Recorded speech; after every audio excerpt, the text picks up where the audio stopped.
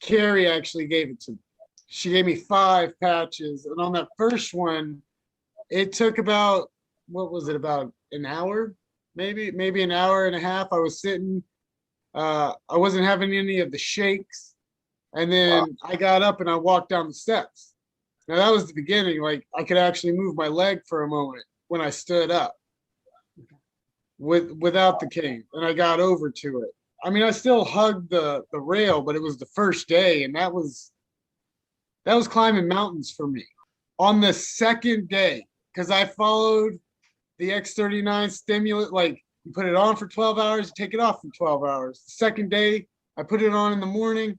I walked around the block. Now I carried the cane just in case, but I didn't use the cane while I was walking, and I got around the block. And I can't explain it to you, man. It just.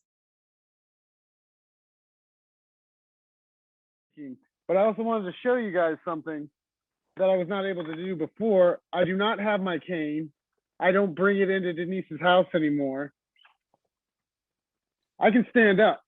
Like on my leg, I can stand up. I want to let all you people see it. Like I'm standing on my feet. I don't have a cane. I'm not wobbling. I still have MS. It's still, but it's fighting it. And I've only been on it for 24 days. I was diagnosed with aggressive, relapsing, remitting multiple sclerosis. It never seemed to remit. I was diagnosed in 2014, and I was wheelchair bound by 2015. I'd get a little bit of walking, but the pain on an everyday basis was insurmountable. Any medication that they put me on, and I've been on more than 5, Texadera, Tysabri, Gilenya, Plegridy, and a Tysabri offshoot. I did study medications, and every single one of those medications had a side effect, which was suicidal thoughts and tendencies. I never tried to commit suicide before that, and I had 3 failed attempts. But so I just stopped taking medication altogether. And I was just letting MS take my body. And as my friends, the beautiful woman who got me into this, Denise, knows and has seen me, walking was very difficult. I had to have a cane, and she's seen me cramp up and how the MS hug would just take over my body for up to 30 minutes to an hour, depending on how long it wanted to last. Of the end. So I never actually had like real feeling, like feeling something soft or something hot or something sharp. You have those feelings all the time. I didn't have those feelings until the X39 patch got put on. How old are you today? 32. So from 11 years old to 32 years old, so a good 21 years, you've had no feelings because of the MS diagnosis.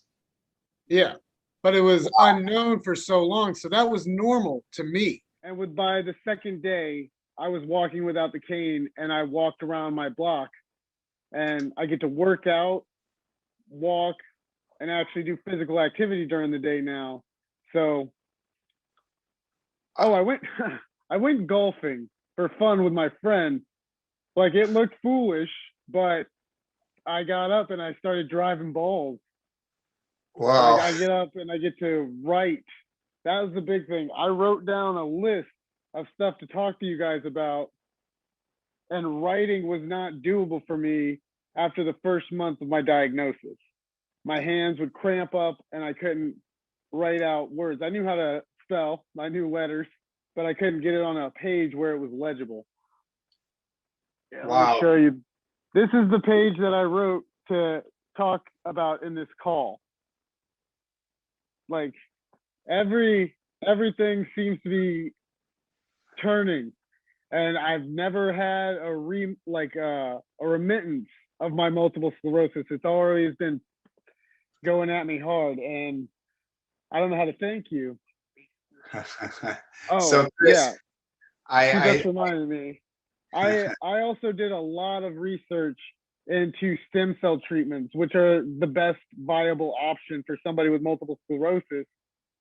But this is using what's already in my body.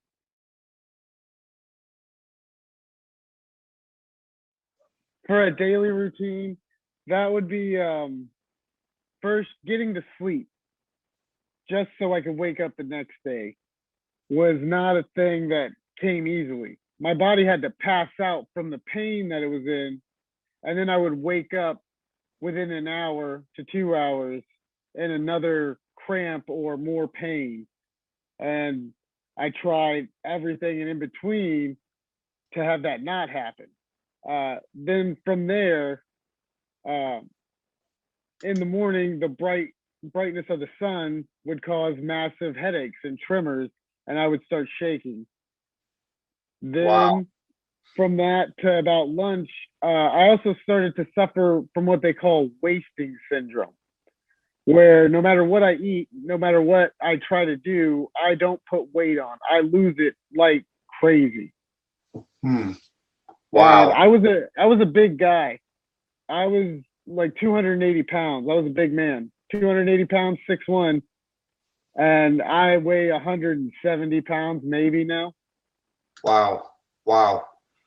So in the last 7 years, you've gone through this, and just in the last 24 days, okay, I'm kind of shocked myself. So in the last 24 days, you put on the patch. What was the very first thing that you experienced? Because we kind of shotgunned this. I know you're so excited. What happened? Take us day by day or days after you took the patch. What has happened? The second day where I got where I saw the change is I got up Denise's steps without the cane, and it wasn't hard for me to get up the steps.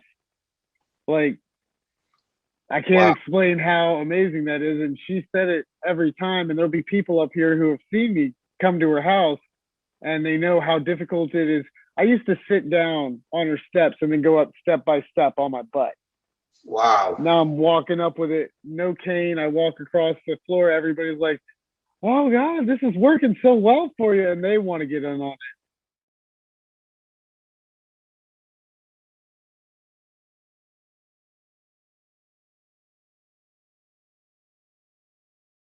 I was told by 3 separate doctors that I would be unable to have children. Like that was not in the cards for me. Because your My testosterone testosterone levels were so super low, and through other injuries, suffice it to say that my chances were below somebody that didn't have anything down there.